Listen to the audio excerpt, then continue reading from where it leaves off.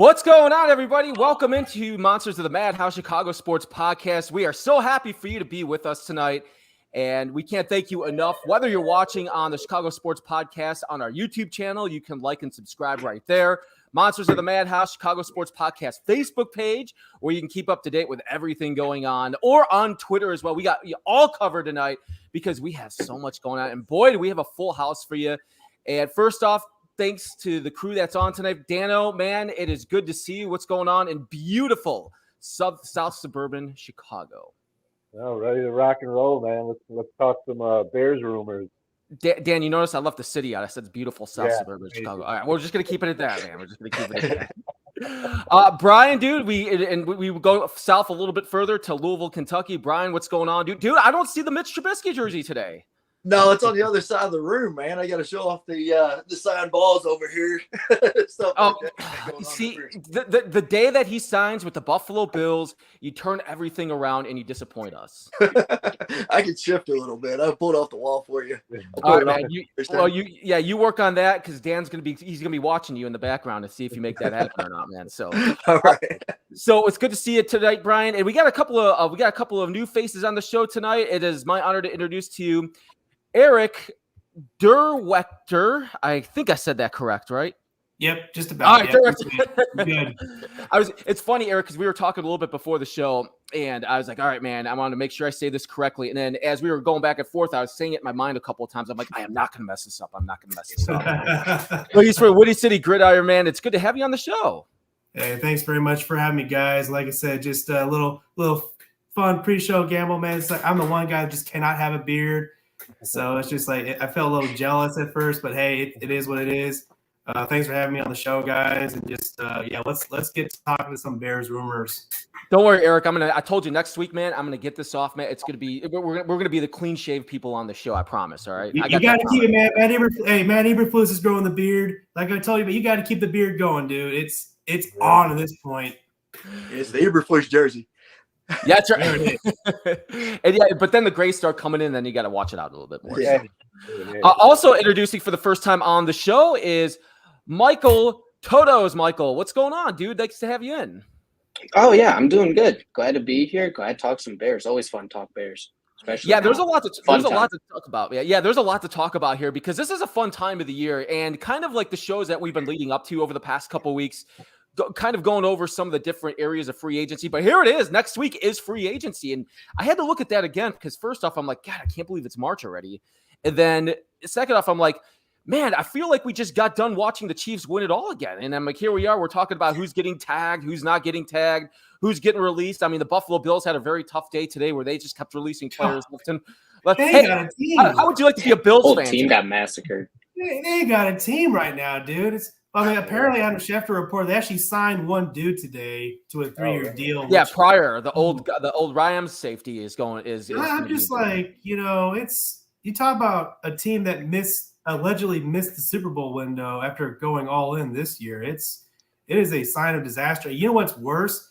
It's not going to be as bad as we see in Denver next week because Denver, if they don't do anything fast, they're going to be $100 million in the red, and they literally can't do a damn thing. Yeah, they were kind of handcuffed. I know. Denver, it's kind of funny. I'm glad you bring that up, dude, because it's kind of funny, Eric, and everybody, as we look at the way the landscape of the league right now, because you see the teams out there, before we dive into the Bears, you see the other teams that got all the money in free agency, like the Falcons. I was reading a little bit more about Washington today and the Colts, but then there's some teams that are right there, like the Buccaneers are doing everything they can right now to bring Baker Mayfield back. And then you see what the Bills are doing right now. It's like every year, you see these kind of cap hits and you see these type of cap casualties, but you see these cap casualties sometimes when the teams are trying to go for it all, like the Bills, but it didn't happen last year. Like, oh crap, we got to start and kind of retool again. Yep. So as we get it ready here for next week, guys, again, thank you so much for watching Monsters of the Madhouse Chicago Sports Podcast. Like and subscribe our YouTube channel. Free agency next week starts on the 13th. That is a week from today. However, the tampering period, Eric loves the word tampering. The tampering period begins. Tampering. The legal area.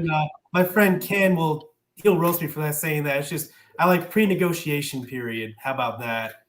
whatever term you would like to use. Yeah. I say we just use tampering guys for the entire show. Yeah, let's majority rules. I like It's it. tampering. Let's piss off the new guy, guys. Let's do it. Come on. Yeah, we're going right at you, man.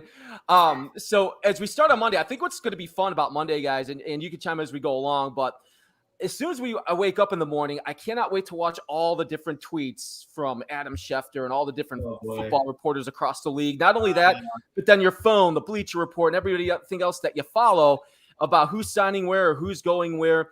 So when you take a look at the free agent class of next week, before we even dive into the Bears, is there anybody that stands out to any of you guys? What are the biggest ones outside of like Wilkins, or is there anybody else that comes to your mind? There's a few. For me, like, because I've been tracking Daniel Hunter for a long time, and the Bears have been allegedly interested in him since August of last year, where depending on where you look and who you talk to, I do remember David Kaplan brought this up before, Jimmy Fowler, Brad Biggs, talking about how at one point they almost came to signing him in August before training camp, but then he opted to go to his one-year deal, which people wondering, how did he not get franchise tagged by the Minnesota Vikings? Because of CBA, he signed a one-year deal. Because of that, he cannot be franchise tagged, so he is guaranteed to hit the market as a free agent. And because the Bears couldn't get Danielle Hunter then, they pivoted and signed Yannick Ngakoue. And I don't expect Yannick Ngakoue back, unfortunately, because of injury and stuff like that. So it brings it back to Daniel Hunter. But then you've got Xavier McKinney from the Giants. I mean, you want to talk about a prototypical big money free agent that you would think Ryan Poles will look into. 24 years old, played outstanding football, fills a position, premium position at free safety. And he looks like the ideal type of Eddie Jackson replacement. Of course, going from one Alabama Crimson Tide to another Alabama Crimson Tide at free safety. But those would be like the two guys that jump at me from the start. And then I have a feeling you just have to keep looking at some of these cuts too, because aside from Jalen Johnson, he already got his franchise tag, the Bears can really go all sorts of different ways. And I'm sure somebody's out to bring up what's going on at running back too. Right. Yeah, that's the side of the ball I'm looking forward to is actually the offense. Just looking at the list of free agent wide receivers and even running backs. It's going to be interesting to me to see what the running back market is going to play out like. People aren't paying running backs much anymore, so I'd like to see if maybe the Bears wait to see who gets signed. Maybe not go after Saquon or Jacobs right away. Kind of wait a day or two, see who's signing. Maybe they can pick somebody up on a 1-year, 2-year team-friendly deal. Yeah, you brought up a good point because, knowing Ryan Poles like I do in terms of just what he does and how business he decides to conduct, and Ian Cunningham for the same matter, it's weird seeing the Bears tied to Saquon Barkley and Josh Jacobs. When you look at the history of the Bears and the history of those two gentlemen I mentioned, they come from franchises that just don't place a premium on running backs. You look at Ian Cunningham, particularly from the Baltimore Ravens and the Philadelphia Eagles. If I'm not mistaken, the most either one of those franchises ever spent on a running back is a second-round pick. That's it. And that was on Miles Sanders. And then you look at the Kansas City Chiefs. You've got, their top running back right now is what? Isaiah Pacheco. I keep screwing up names. I apologize. But you look at those reports, you look at the opportunity to sign a running back, and I'm a little perplexed that we're seeing these names tied. But you want to talk about offense, look at tight end. Both the tight ends from Seattle got cut, Will Dissly and Noah Fant. And you're bringing in Shane Waldron, who loved to run a lot of different 11 and 12 personnel. So I think they could very well be in the mix for a tight end, whether it be free agency or the draft. But there's just all sorts of opportunities at the wide receiver position, like you mentioned. Everybody, of course, wants offense to be built, especially if they do pull the trigger on Caleb Williams. If they do bring in a young quarterback, you'd like to see some substantial investment on offense. But we're not going to talk, at least I'm not going to talk about the whole quarterback civil war. That's just a different topic. But it'll be nice to see offense. But I really think the early indication that they're going to spend big on defense again. And I can see why, too, because they're that close to being a top-ranked unit of football. We look at the defensive side. I think the one I'm looking at is the center position. I think they really have to take a look at the center. Now, I know I was looking a little bit more into this draft. This is a very good offensive line draft. Everything that I keep reading, which you never know if that's going to pan out or not. But when I look at some of the free agent centers, I mean, Lloyd Cushenberry from Denver is the one guy that I saw on my list. And then Morris from Buffalo got released today. So I think as much as we talk about the running backs, the wide receivers, and the defensive side, which, yes, there are some great defensive names that we were just talking about, Hunter and Wilkins, which we haven't gotten to yet. I still think the number one need on this team is in that center position. And I think that one of those type of players should be day one right away. Let's go after that and get this finally taken care of. Yeah, I wondered if what the plan is with him. Is he going to be? Is he going to start at center? Is he going to be like a? That's what it sounds like right now. I think it was Biggs was talking earlier today that he's going to be the starting center. At least that's like the plan. I know that kind of a lot of people are split on that because, again, if you bring in a young quarterback, do you really want a cheap center to be the guy that's kind of in control of the snapping? And then you kind of bring up the 5th round pick for that. And you see Mitch Morse got cut today by the Bills. A lot of people thought, well, they're just going to keep Morse. That's why they got rid of Bates for the pick. Then he gets cut. Be like, so why'd we give up a pick for this guy? I don't know. I don't think that there's a huge issue with that. Because, again, when you think about a 5th round pick, how many of those guys start? Probably not many.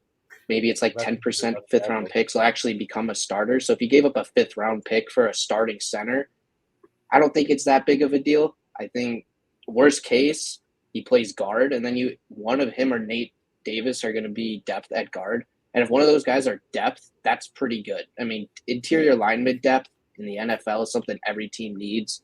The Bears have one of those in Nate Davis, who, again, I'm not sure anyone else's opinion on Nate Davis. I'm not the biggest fan of Nate Davis myself, but for depth, that's pretty good in the NFL, in my opinion.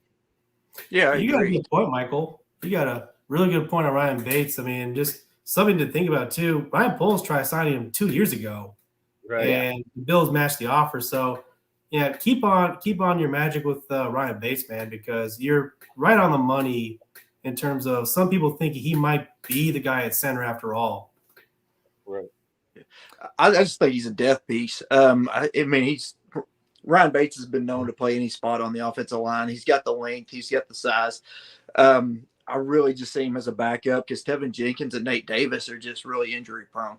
I really think that Ryan Poles is stocking him just to be able to fill that role in case one of them go down, maybe to train a new future center if they get one this draft, hopefully. That's how I see Ryan Bates.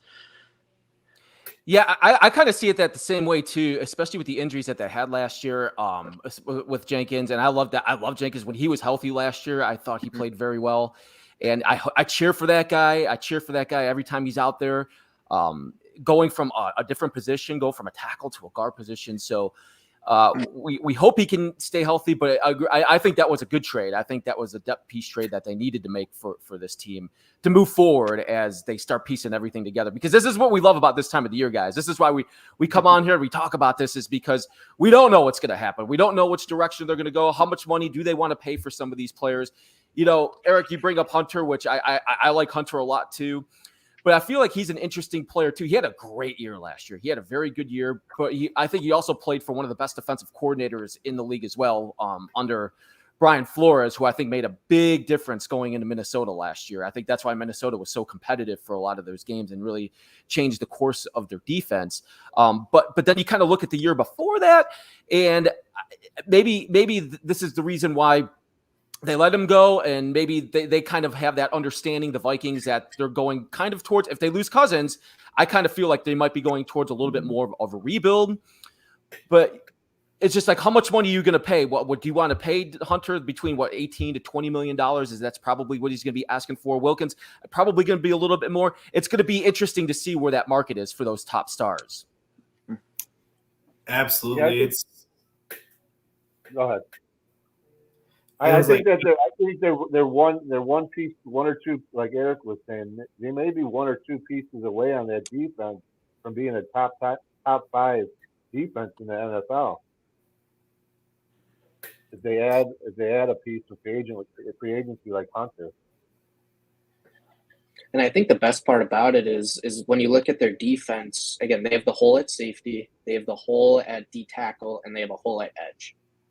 It's a super strong safety free agent class.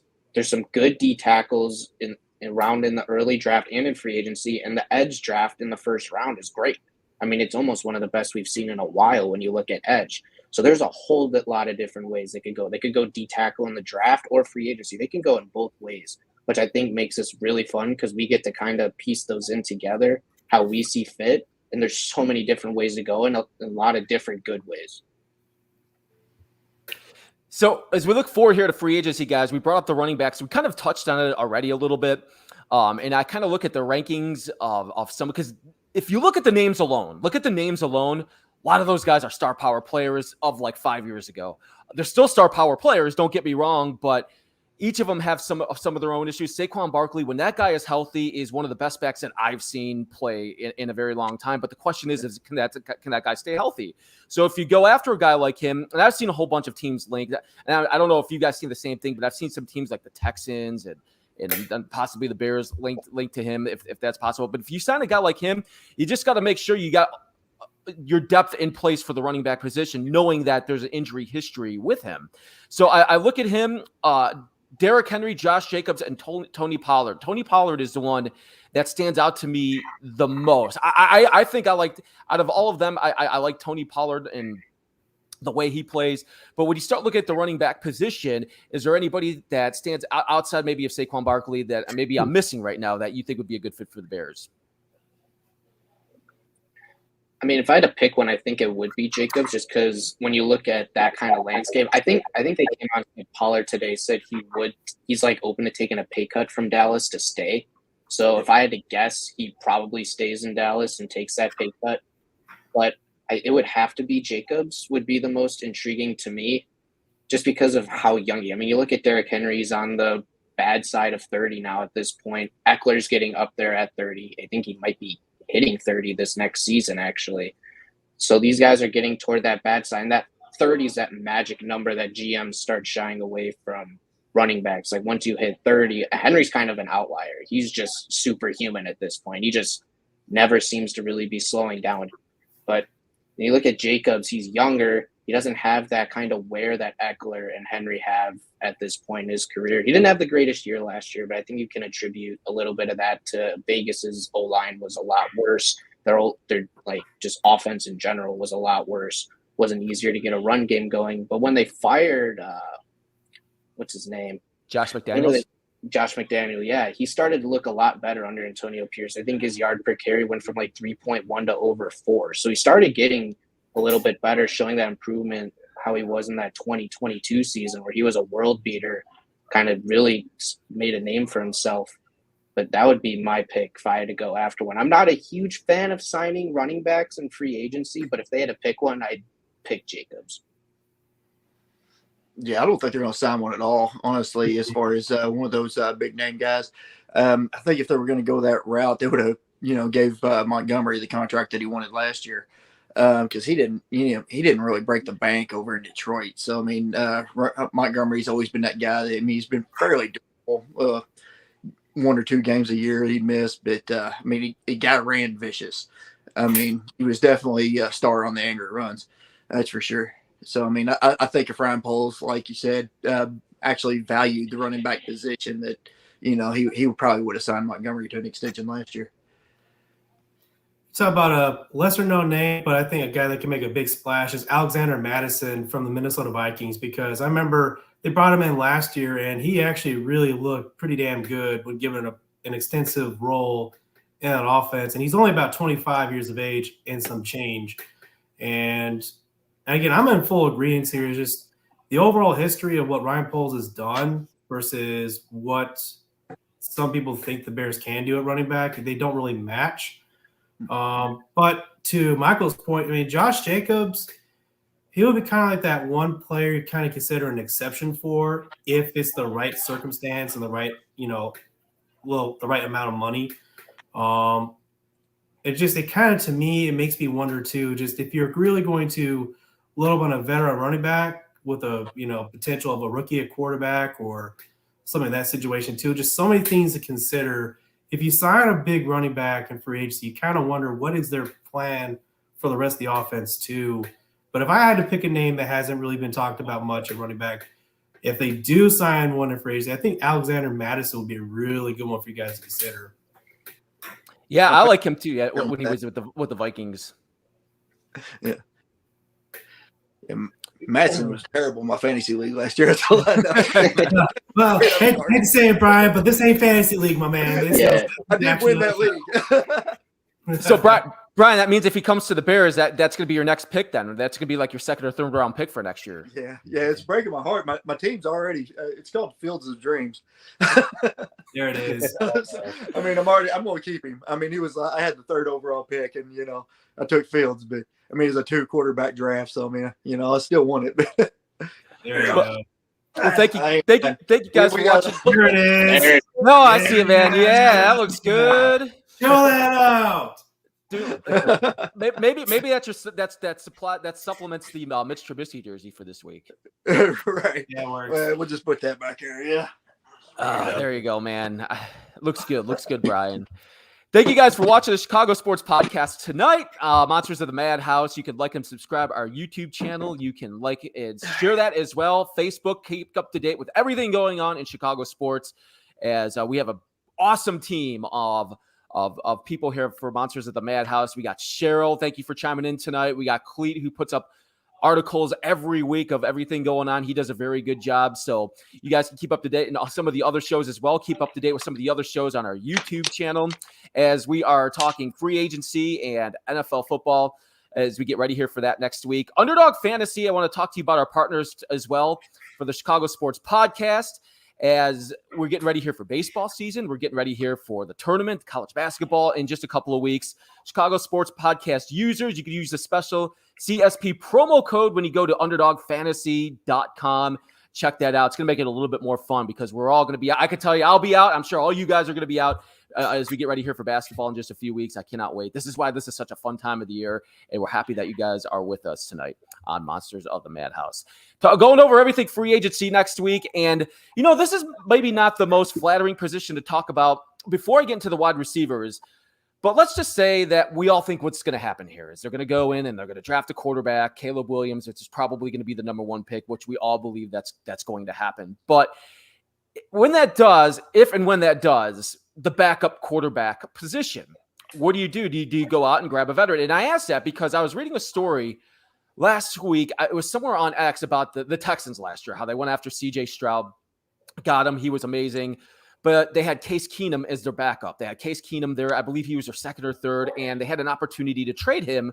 But their general manager, Nick Caserio, did not want to do that because he wanted to have him in the room with CJ Stroud because he thought he would be a good help for him. And I'm like, man, I found that very interesting because they probably could have got a decent pick for Keenum, but they found the value of him to be there a little bit more. And I'm like, I wonder if that would be something beneficial for the Bears if they decide to do that. And I was kind of looking over the quarterback class. I mean, Kirk Cousins is probably your number 1 free agent. Kirk Cousins, Baker Mayfield, your top 2. I don't know what's going to happen with Kirk Cousins. I thought for sure he was going back to the Vikings, but maybe he does go to Atlanta. I still think Mayfield's going to wind up in Tampa, and they're going to somehow get that done. But then I looked at some of the other ones that are going to be out there, like a Jacoby Brissett or Ryan Tannehill is an interesting name. Russell Wilson, who we're waiting for that to possibly happen here, for him to get released next week. Gardner Minshew, who I thought did a really good job for the Colts last year. I mean, heck, they almost made the playoffs. I mean, he made some mistakes, but I thought he did a very good job to keep them into that game. So do you find the position to the backup quarterback position? I mean, we got Tyler Bagent, who stepped in last year, but with that veteran quarterback presence, do you think that could only help for one of our rookie quarterbacks that we're probably going to draft? I'll let everybody else go on this one because I have a totally different take what's going on at quarterback. So I'll just let everybody else get their piece in first. I guess I could start it off. I don't see really that it would hurt. I don't think that bringing in a veteran would be a bad thing at all, especially because, again, let's say hypothetically they do take Caleb Williams. I don't know exactly what he's going to learn from Tyson Bagent, really, where a veteran is able to teach him a little bit more. You could say, and I mean, looking at some of these names, you got Wentz out there. Yeah, Winston, Flacco. I mean, some of these older guys that have been around for a little bit longer, I don't think it would be the end of the world to bring one of those guys in if the price is right. Yeah, I just think, in my opinion, just the whole concept of having a veteran quarterback as sort of like a second quarterback coach is a little bit overrated. I think Bajent did well enough last year, showed that he could do the job as a backup, and I'd just rather spend my dollars. We got way more holes to try to fill than the back who's a backup paying a backup quarterback. That's just my opinion. Yeah, I'm kind of on the fence. Hate to ride the fence on anything like that, but I like the idea of a veteran quarterback. But like Dano said, Bajent came in last year, started a couple of games with his 4, I think, and it almost seemed like when Fields came back from that injury, he was almost playing better just because watching Bajent. I don't know, with Bajent being a rookie, I don't know if I'm taking that the right way, but it seemed like when Fields went up to the line, he was actually calling audibles instead of, just going with the flow like he normally did. I mean, it could very well just be my eyes playing tricks on me, but I mean, honestly, I'd probably stick with Bajent at this point as well. So I do like Tyson Bagent. I like what I saw, although I'm not the biggest fan of Tyson Bagent just yet. I wasn't overly in love with what I saw, but hey, he's a young guy. Give him a chance. But this is where I die on my hill here in Jamestown, Rhode Island, and the fact that I still think there's some time for the quarterback situation to really sit and situate itself in Chicago to begin with, because I just find it a little odd that these timelines keep getting pushed to the left and the right. And I'm just sitting there, when exactly is this going to happen if it happens? And I remember just winding the clock back a little bit where Adam Schefter came out with the suggestion that they could very well wind up keeping Fields, drafting a quarterback early, and then they kind of do what happened between Drew Brees and Philip Rivers in San Diego, where essentially Justin Fields balled out. Well, Drew Brees balled out his last year, went to free agency, and then the torch got handed to Philip Rivers. Do I think that happens? Probably not, just realistically speaking, but is it a possibility at this point? Considering how weird it started so far, I'm going to say anything's possible. Now, to get on the topic with the rest of you all, in terms of like, if they do in fact make that change at quarterback, if they do, they're 100% of Caleb, that's the guy they want to bring a veteran. The only veteran I really see them bringing in is Drew Lock, because he has a connection with Shane Waldron. He knows the offense pretty well by now. He's a pretty comfortable guy to work with as a veteran option. And plus, I don't think there'd be anything wrong with someone like Tyson Bagent to compete with a guy like Drew Lock for that backup job. So to Daniel's point, I think that Tyson did just enough to warrant consideration as the backup. And I know quite a few guys that like Tyson in Chicago. And that is something to watch moving forward. So again, I'm on a hill to die on to Jamestown, saying nothing's over just yet. But it's also kind of like the pretense of a bad breakup. So we'll see what happens. But that is the biggest question mark to me, is like, when do they make this decision, if they make this decision? Well, you bring up an interesting point, Eric, because I was just thinking about that as you were going through that with the comparisons between Drew Brees and Philip Rivers back then. Do you guys think that's a lot of the reason is because that the trade market for Justin Fields just isn't there? Do you think they thought there would be a bigger trade market with some of these teams out there? And I think what we're starting to learn right now is, I mean, as we get closer here to free agency, and listen, these are all rumors and things that we all read, and some stuff could be true, some could be not. But when you start seeing things like the Falcons trying to possibly be linked to Kirk Cousins or some of these quarterbacks trying to fall in place somewhere else, I'm like, maybe that Justin Fields isn't as valuable, and then maybe the draft pick or the draft compensation isn't there. That would be reasoning for keeping him. Although I still think if you can go out there and trade him and get more assets and try more draft picks, this team still has a lot of holes to fill. Yeah, I mean, eventually somebody's going to need a quarterback. You know what I mean? I mean, eventually, even if Denver who's Denver going to go with if they get rid of Russell Wilson? So eventually there's going to be a home for him, I believe, if the Bears are going to trade him. It's just a matter of when is it going to be. I think what they expected was people were going to kind of jump at the possibility of getting him and kind of not be patient for the free agent quarterback domino to fall in place with Baker and Kirk. And a lot of the other teams thought the exact opposite. They're going to wait to see where those two go. And it sounded like Kirk's going to go to Atlanta. If I were to bet on it, I think Baker goes back to Tampa Bay. And then you have Russell Wilson, where God knows he could go. I mean, there's a few teams that could use him, like Pittsburgh or Vegas, but it sounds like Pittsburgh is going to roll with Kenny Pickett again. Not sure I agree with that one either, but again, if they stick with Pickett, Baker goes back to Tampa Bay, and then you have Kirk going to Atlanta, who people had thought Fields would get traded. It's like, well, he's going to go to Atlanta. It's his hometown, has a lot of weapons there, a really nice fresh start. They go with Kirk. That's a team off the board, and then really the only team that you'd have left is Vegas. I mean, that's one team you could think of. I know Minnesota then would be in the market for a QB, but are you going to trade them to the in-division rival? I don't know. It would probably take a premium for them to get Fields. But I imagine a market would start to heat up when they just see where the QB dominoes fall and then hope a GM gets desperate. Right. Yeah, I mean, I don't think he's going to Vegas.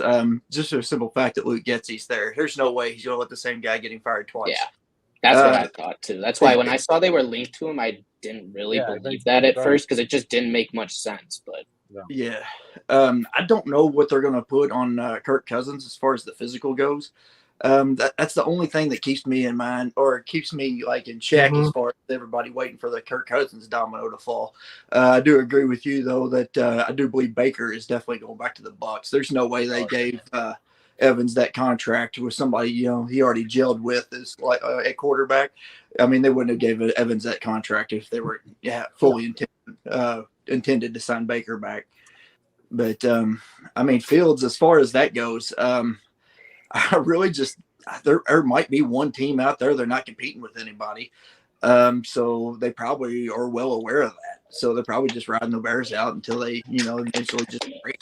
I can't imagine that the Bears are going to take this past free agency though, because I mean when you start wanting to get free agents trying to get them to draw them in, it's like the first questions they're going to ask is who's quarterback there. Are we going to draft a guy? Or are we going to go with Fields? And then you got spilt that beans all over the place. So, I mean, I'd like to think that they're going to, take some type of offer before free agency breaks or hits. Or at least that legal tampering period that we like to talk about. Yeah, that's right. Tampering period, man. That's what it is. Legal tampering. Let's go. I guess a phrase. It leads into my part. Brian really hit the head dead on that nail, talking about Kirk Cousins, the physical, because we can't forget that he he ruptured his Achilles pretty late in the year. And if I'm not mistaken, he'll have to actually clear a physical before he can actually sign a contract.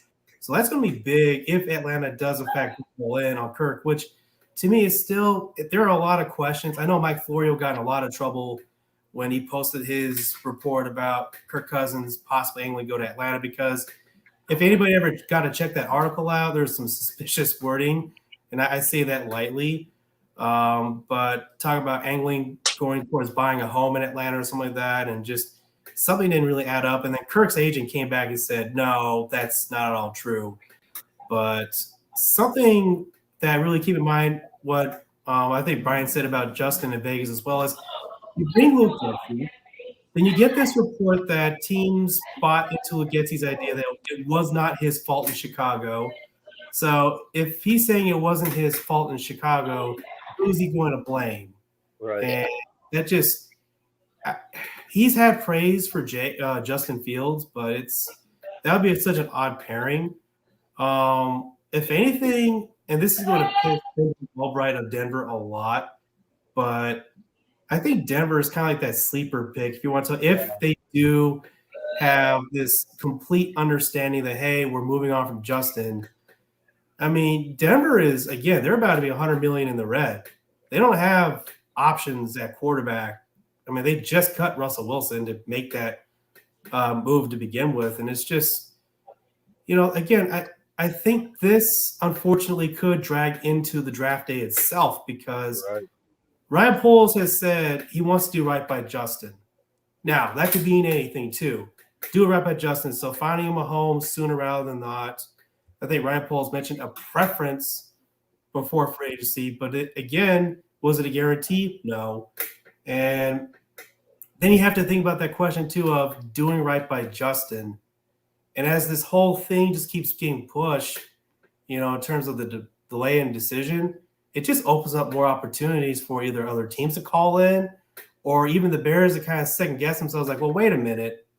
Are we really in a hurry to get rid of Justin, or is there something we can do here that we can somehow bridge between Justin and the new guy? Or if somebody gives them a Godfather offer for the first overall pick, do they consider that too? And I know Washington really wants him too. So, well, not Washington wanting Fields, they wanting Caleb Williams. Caleb Williams, yeah.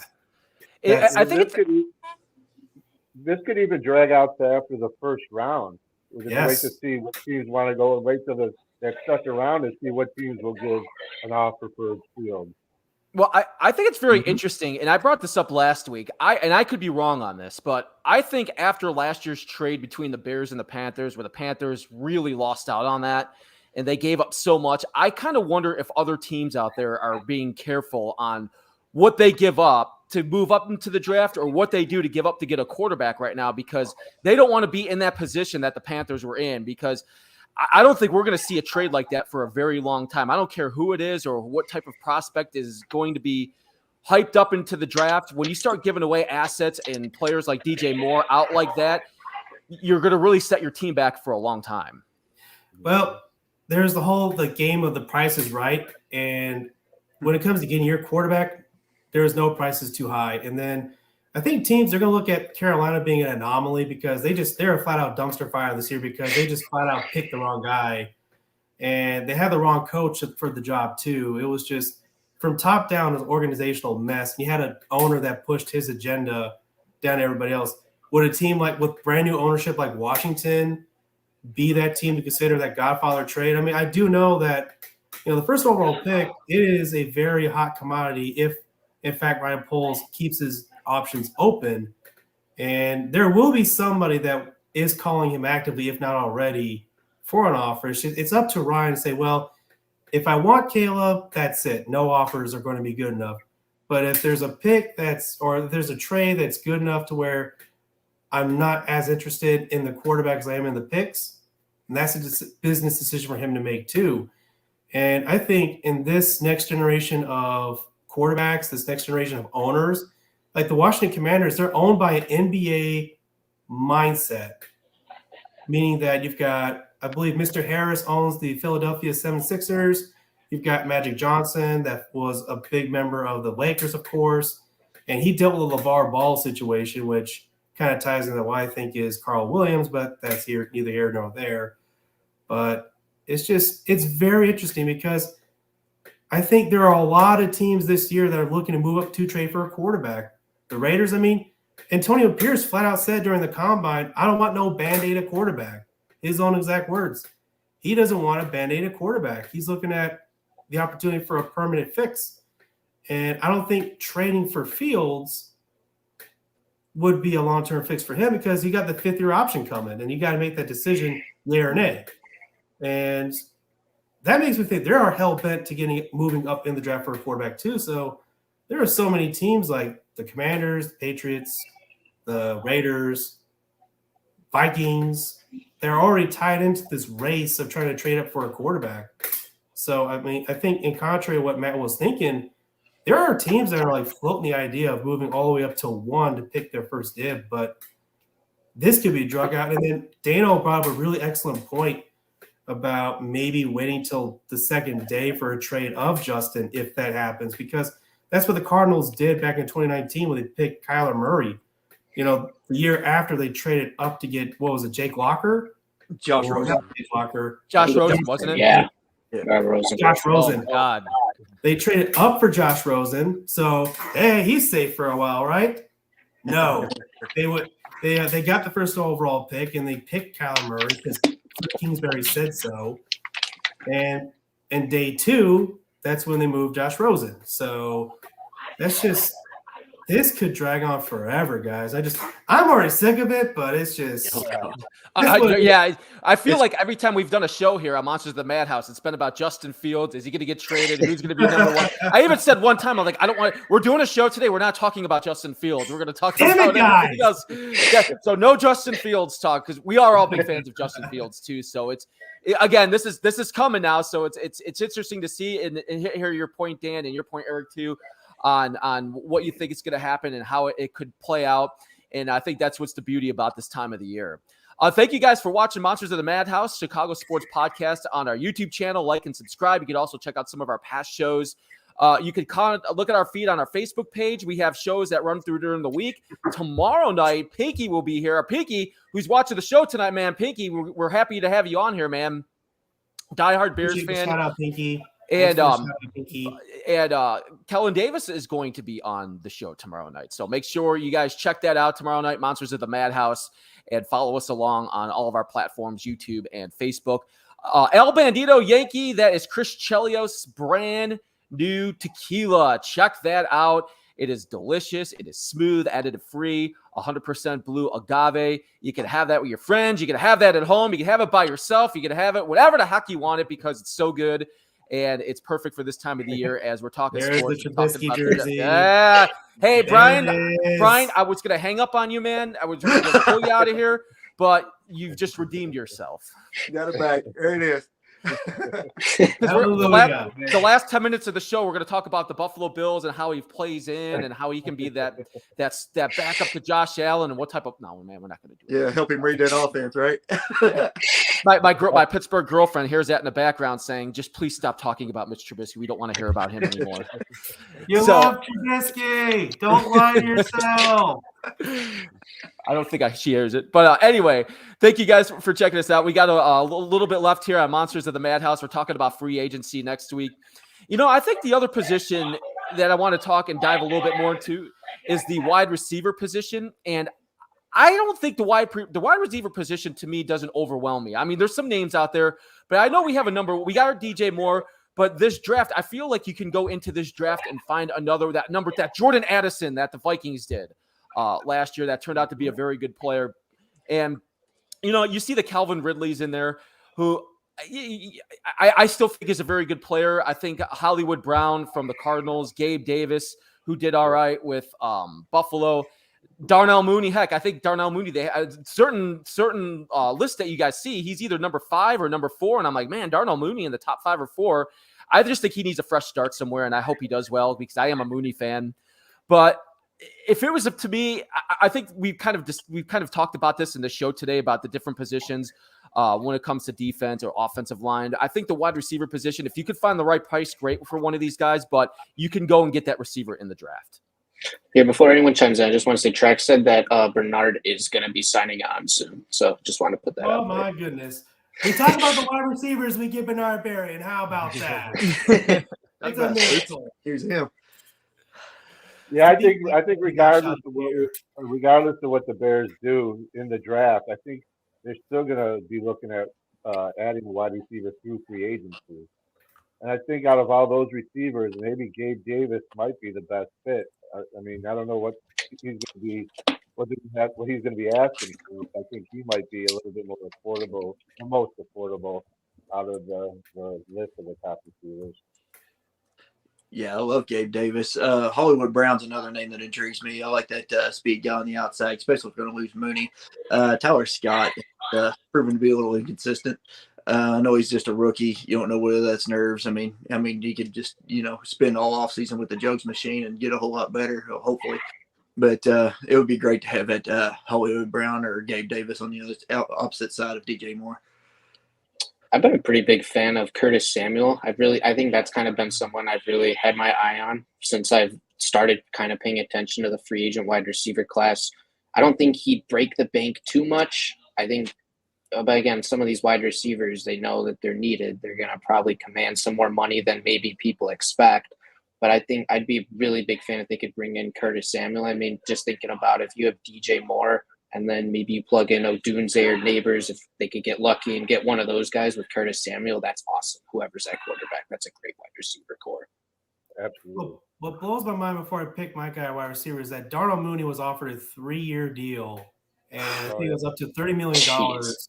That was reported by Brad Biggs not too long ago, and I'm just like, he had the opportunity to take the money and get locked up long term, but instead he said no and had a year to forget. So just the dangers of free agency that sometimes you get offered a nice deal, you may want to take it because you don't know what happens next year. But on that note, so it looks like Darnell Mooney's probably gone at this point, but Curtis Samuel is a guy I've had my eye on too. And in fact, galaxy brain moment here. The Bears are going to have like that big prototypical X receiver, probably from the draft, whether it's, say, Marvin Harrison Jr., if they get lucky enough, or you've got Roma Dunze out of Washington. And I think they're going to get their big X from the draft, and they're going to get him early. So Curtis Samuel, a guy that they need from the slot, he's been very productive as at number 3 behind Scary Terry and the other first-round pick they've had recently. He would fit right into what they would want to accomplish on offense in Chicago. So, and then to Daniel's point too, they're going to have no choice but to add free agents at wide receiver anyways, because once again, there's only like 2 or 3 guys on the roster that are still on the roster between DJ Moore, you've got Tyler Scott, and you got, what was it? Gallis Jones Jr., although I think he gets cut soon. So that or move to running back. That or move to running back. That'll be something. But that's not a bad idea considering what he did this year. But it's just Curtis Samuel will have to be my favorite if they do make some sort of splashy signing a wide receiver. And I don't think he'll be that expensive. Another name that's intriguing to me is Tyler Boyd when I was looking at the list. Tyler Boyd, who I always thought was very pretty. I know he didn't have a good year last year with the Bengals, but then Joe Burrow goes down and everything kind of went down a little bit. Even though their quarterback situation, I still thought he played very well to keep them in the playoff hunt until the end when they got busted out. But I thought Tyler Boyd on that list, I was like, man, maybe he needs to be somewhere or another because you could probably get him at a lower price. But a change of scenery for him, maybe he gets everything. He gets 100% healthy, and he could be a very productive player too. So kind of to your point, when you kind of look at and see what you could plug and fit some of these players when it comes to the wide receiver position. But it's going to go fast and furious, and it usually does when it comes to the top tier players on Monday when it all begins for free agency. Guys, we have a couple more minutes left here on Monsters of the Madhouse Chicago Sports Podcast. First off, thanks to everybody watching and listening tonight. We really appreciate that. Rodney, we see you out there, man. Thank you for chiming in. Leroy, Casey, what's going on, Casey? It's good to see you on there. Everybody else, Cheryl, giving us updates like she always does with the Bulls. I feel like the Bulls always have a freaking game on when we have the show, but she does such an awesome job giving us all of our Bulls updates throughout the show too. So thank you guys for chiming in and like and subscribe on our YouTube channel. Check out some of our past shows as well. I was looking as we get ready for free agency next week at some of the salary cap situations around the league. I guess I didn't realize. I knew the Commanders had a lot of money, but about little over $90 million in cap space. The Patriots are up there. They have a lot. The Titans, Texans, and the Cardinals. And I feel like a team for like the Commanders, who have the second pick in the draft, they got Dan Quinn as their head coach. They've revamped everything there. I think that could be a team that's going to make a splash. I don't know about the Titans. I kind of feel like the Titans are in that rebuild mode where they want to get their quarterback going with a new head coach, Brian Callahan, coming from the Bengals. I don't know what they're essentially going to do. And Gerard Mayo of the Patriots, their new head coach, says we're gonna go out there if we like and see what you can do and bring for us. We're gonna go out and spend. He pretty much said that a couple of weeks ago. So, is there certain teams out there? I mean, the Bears got a lot of cap room and they can get the players, as we've discussed here on the show. But is there any other team out there that you guys think are going to make a splash in free agency that can take that next level? I disagree with you with Washington with their new ownership. They're going to want to make a big splash. I think if anybody is going to make a big push for Williams, being his hometown, new ownership, they're going to want to make a new splash. That they may offer them a Godfather offer, especially just to go down one slot. So yeah, I agree. Washington. Really all I can think of off the top of my head right now. My pick would probably be Houston. According to Spot Track right now, they got the 4th most cap in the NFL. So they got $70 million. They just made the playoffs. You got a young rookie QB contract. He's clearly shown the abilities. They've won a playoff game already. There's not too many holes on that roster, I believe. I mean, I think that's probably the team that I'd look to make a splash to try and go to the next level, maybe a conference championship or maybe shoot for the Super Bowl even. I think that's where Barkley ends up going is Houston. Yeah, His name has been tied to them. Yeah. Go the other way on that. I don't know if they're going to make a splash or not or have the money, but the Giants are just, I mean, they're like a dumpster fire right now. I don't know if they're just wholesale or what, but they're going to do the opposite of make a splash. That's for sure. I hate that for Brian Daboll. I mean, I think he's a good head coach, but I can't see him making it out of this year, but it's really not his fault. I mean, Houston is like he said, Houston's probably the money favorite as far as making a big splash and just going after something. Another thing on like you look at overthecap.com or whatever, you see all the money they have to spend. It's hard to ignore the Bengals. They don't typically spend the money, but they have it, and that can be dangerous. You know, I gotta say, I got a really funny feeling because of how well I know of Vic Fangio in the Philadelphia Eagles, and I know of Christian Wilkins being available as a free agent.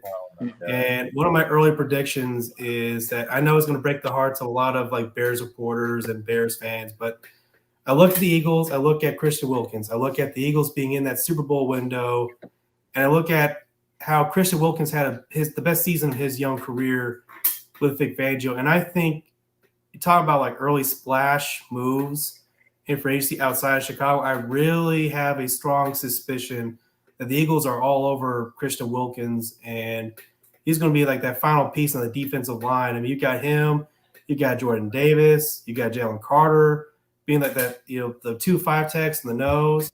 I mean, they are firmly in their Super Bowl window, and don't ever count Jeff Lurie out. Don't ever count that management in Philadelphia out when it comes to like Howie Roseman making a deal, because knowing that whole situation between Christian Wilkins, Vic Fangio, and that defense, I mean, that to me is that one team that's going to make that splash everybody does not see coming. And they're like, how the hell this happened? And then to Brian's point too, the Giants are just in that weird just mess where – you know, they did the Daniel Jones contract, and now they're like, well, now what? And they've been a team rumored to look to trade up to for a quarterback too. So that's just, you know, I think, you know, the biggest like splash outside of Chicago per se, I think will be Christian Wilkins to the Eagles. But if you want to look at like a potential like WTF move, I think like the Giants, you know, trading up at any point for a quarterback could be like, what are you doing? But yeah, it's going to be a very wild free agency period. And we're all excited for that. I like the Giants because I've seen that link to Daniel Jones, and if they do want to move on or they don't want to move on, and we'll see what happens with them, because you know there's going to be some team that's probably going to trade up in this draft coming up for that quarterback. So guys, I'm predicting three. At least 3. I hope it's a couple. I hope it puts some like chaos in the draft. Makes it more fun. Makes it more fun to follow too. I just don't want to lose that first pick. yeah, right. hey guys. I mean, like the Bears don't have any picks after the 4th round, and if you get that Godfather to first overall to move down to 2, and you pick up a bunch of capital after that, would you really be complaining? Because I mean, that would be like the best way to restock the shelves like that, instead of like hoping for other trades to pan out. But I don't see them holding on to that 9. I really don't. Number 9? Yeah, I can see them trading back too. Spot. Yeah. When do the compensatory picks come out? I mean, we're probably in line for a few, right? I don't think so, because the Bears had to spend money last year because they had to get over the salary floor. So unfortunately, because of that technicality, I don't think they're eligible for any compensatory picks this year. So guys, really quickly, we got a couple of minutes left here on Monsters of the Madhouse. Thank you all for watching tonight. I'm going to go around the room here, and when the free agency starts on Monday, the tampering, our favorite word is, it starts on Monday. So Dan, I'm going to start with you, Dano. When Monday comes around, the Bears are going to sign Falcons. Okay, he's showing you up, Eric. He's not going to the Eagles. Damn Love it, he ain't going there. To hell with you, Wilkins. Oh, wait a minute, guys. Hang on 1 second here. Hello, fellas. What is up, man? What's up, Bernard Berrian? Welcome to the show tonight, man. How you doing? Yeah, I had to drop in real quick. I'm good. How's it going? We appreciate your time, man. Thank you for a couple of minutes with us. And we're talking about free agency, how we're getting ready for it next week. And I mean, you can explain to us, man, about what it's like going through that process. What goes through your mind? Do you have that nerve? Do you have the excitement? What was your overall experience? A little bit of both, actually. Nerves are rattling. Are you going to get paid? Are you not going to get paid? What team are you going to pick up with? Are you going to sign with the same team? Are you going to be re-signed? It's a lot going on, but for the most part of it, majority of it is excitement. It's what every player dreams of. They dream to make it a free agency and make the big payday. So, I mean, I enjoyed the process. I loved every bit about it, everything about it. I wish I could have stayed where I was at, but it's just the way things work. Yeah, we do too. I mean, hey, man, I was a big fan of yours, dude, for a long time with Chicago, man, and just reminiscing the days, just basically Rex Grossman effing him going deep, and there you are, just to make the miracle catch right in front of the goal line, and then it became a touchdown. But I got to ask you this question, too, because it's like we got word you're coming on the show when we started talking about wide receivers. So it was like we talk about wide receivers. Oh, Bernard Berrian, he's going to be on the show. And if you had to pick your choice of a wide receiver this year, whether it be free agency or the draft, who is your guy? Who's everybody's guy? Marvin. That's an easy choice. Marvin's an easy choice. I like how do you pronounce it? Adunze? Mm-hmm. Yeah. I like Adunze too. And then Neighbors is nice. And who's there's another kid. Yeah, Coleman Thomas. Coleman Thomas is, and there's one other kid, I can't remember his name. I just saw a video. Steve Smith was actually talking about him. It should be pretty good. I like the receivers out of Washington, so I like all the receivers out of Washington. They're really good. Jalen McMillan's another one. He should go about second, third round. He's a pretty good kid. Bernard, is there something we had the combine last week, and I love following everything that goes along with it because then you see the stories coming out, you see the everybody trying to compete and trying to get to that next level. What takes you back to the NFL, to the combine? Is there something that you're looking for when you're watching some of those drills that maybe none of us can be looking at? Oh, that's a good question. Actually, what are we looking at?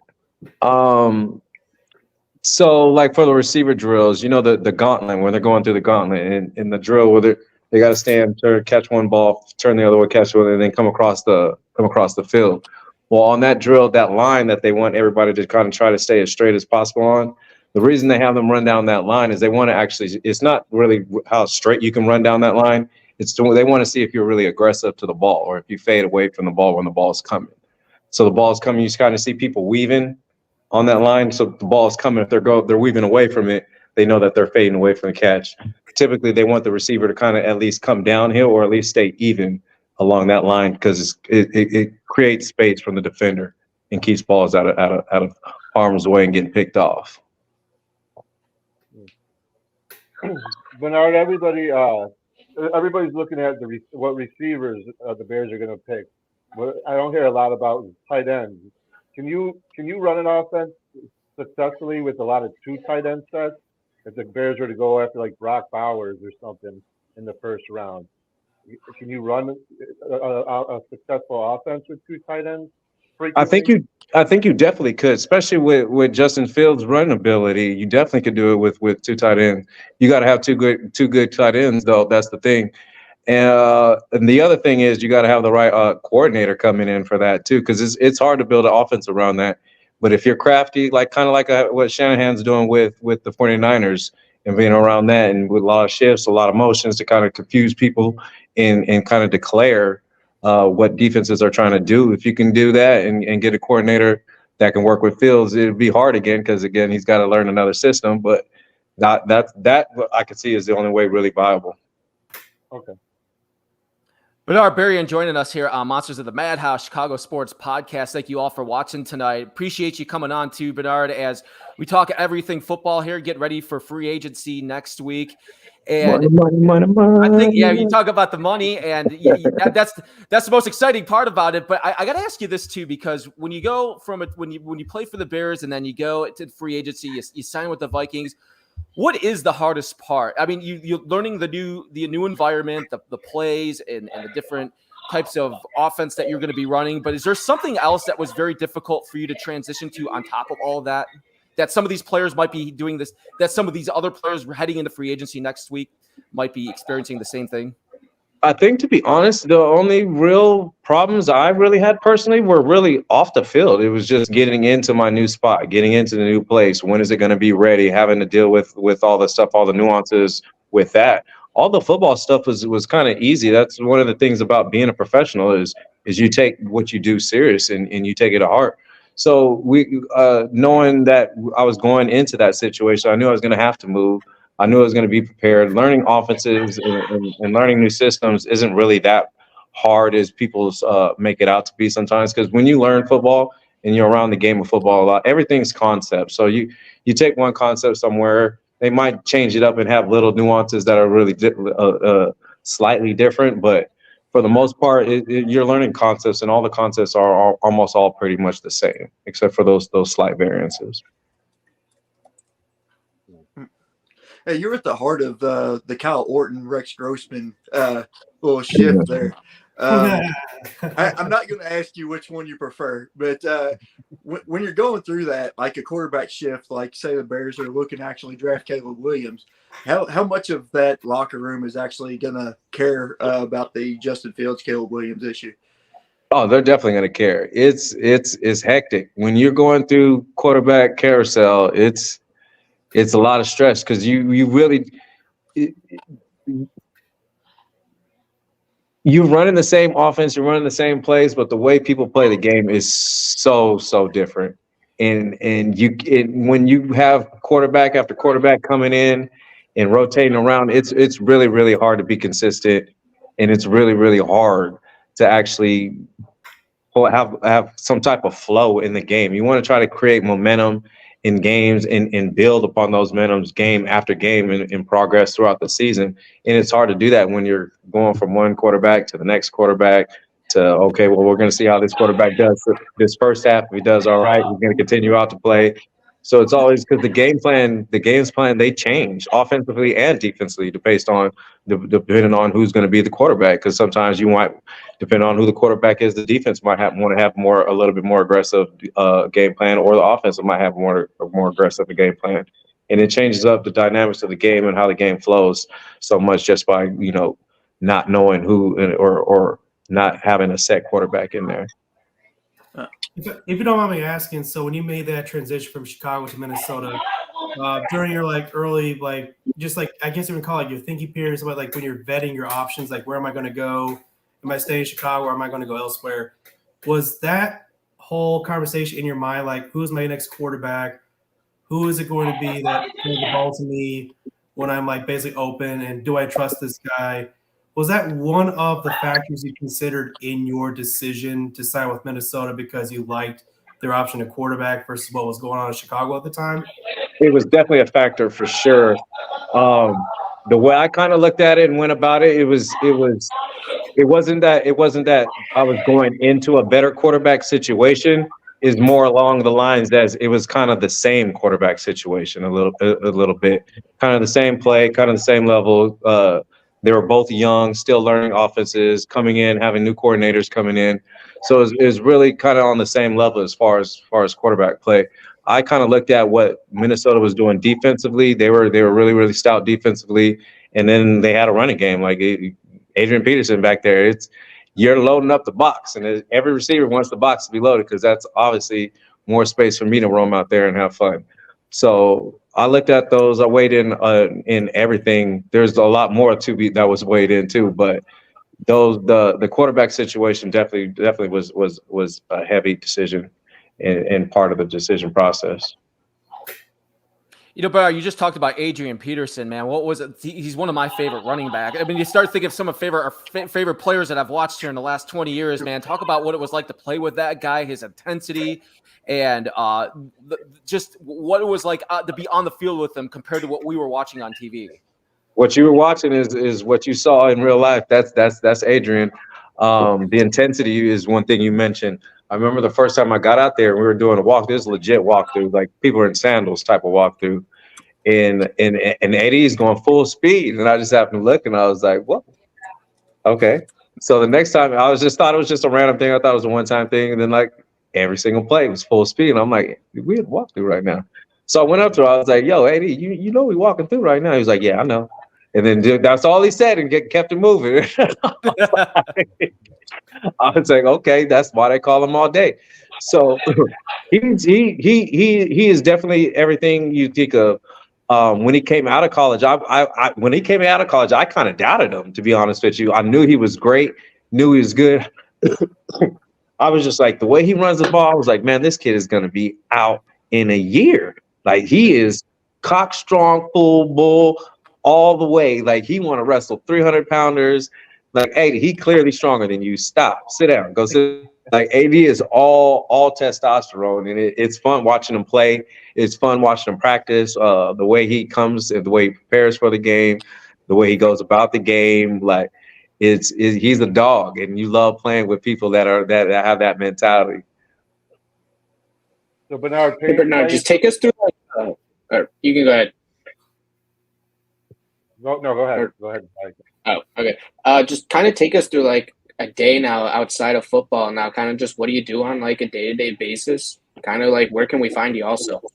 Oh, nice. Well, for a while I was actually enjoying retirement for a while, for a long time. I went into the NFL with the goal of coming out and being financially stable and not having to work. If I wanted to work, it was going to be on my decision, my terms.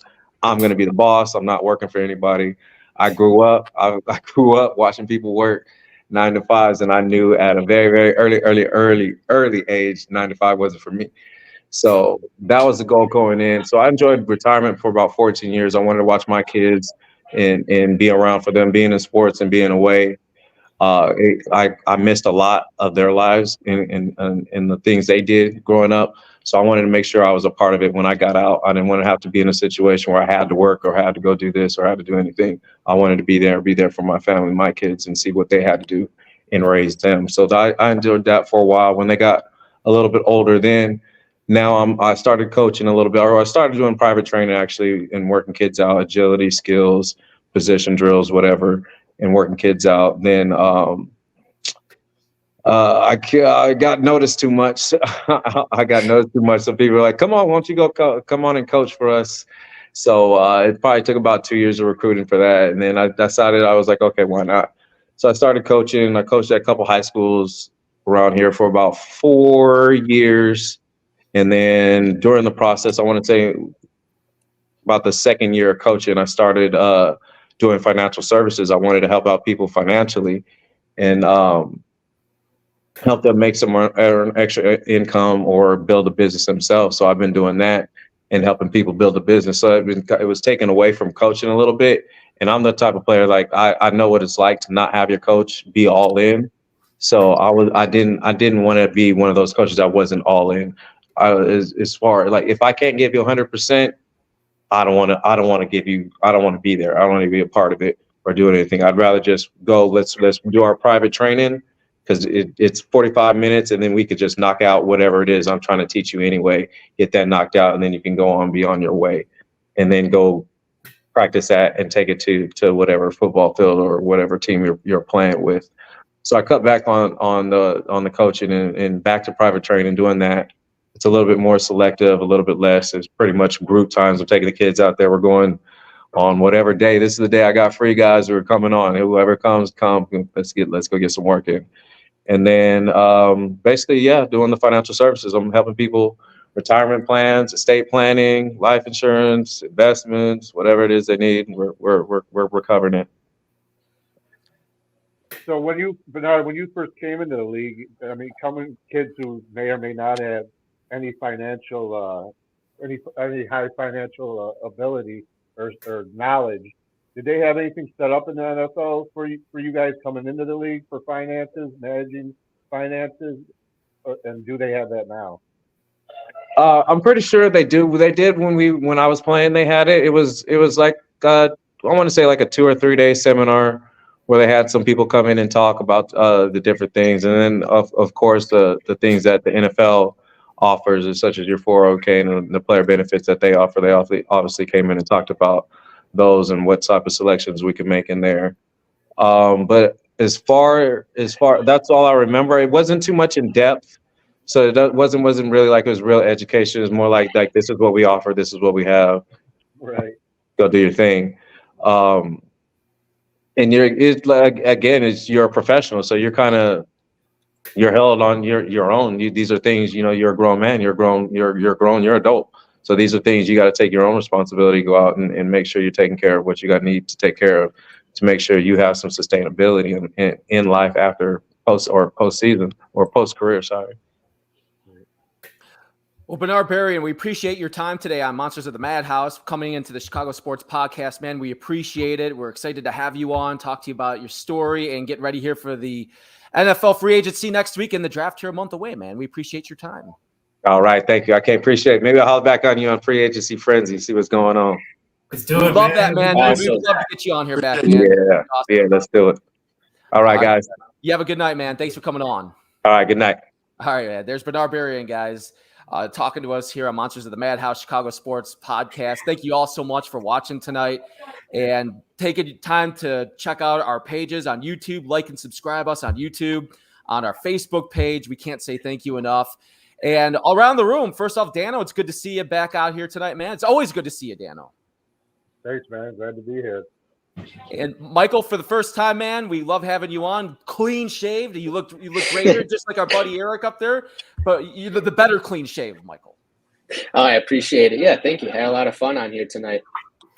Eric, we appreciate you, man, coming on here. What are you working on, too, by the way, for the Windy City Gridiron, man? Thanks for asking. So pretty soon I'm just doing my annual free agency extravaganza piece where I just take a look at all the players the Bears could sign, this, that, and the other. And by all means, as soon as it drops, I'll let you all know and I can share it to you guys. But by all means, like I'm here to support you guys too. I'm just here to chat with all. If you bring me a bottle of beer and talk about Chicago Bears football, you got my attention. So you can find me anywhere, guys. I think that's easy enough to make that happen. Once you say bottle of beer, man, any type of beer, I think you're gonna win all of us on here on this show, here, Eric. So yeah, free beer is good beer. We'll just go with that. There's some of us 2 or 3. Yeah, for that, we'll be doing that here over the next few days, I think, too. Brian, you said it there correctly, but Brian, I'm just happy you switched your camera around a little bit, man. It looks good now, man. Not that you don't look good in your photo, but it looks good just like that. Yeah, so it's give Trubisky a little respect for his new deal. I know. Yeah, congrats, Trubisky. You're right. Brian, we're happy to have you back on here, man, from the beautiful town of Louisville. Me and my girlfriend were just talking about it today, how much we miss that town, man. So we're happy to see you on here, man, and thanks for coming back on. I appreciate it. Yeah, it has its moments. It can be nice.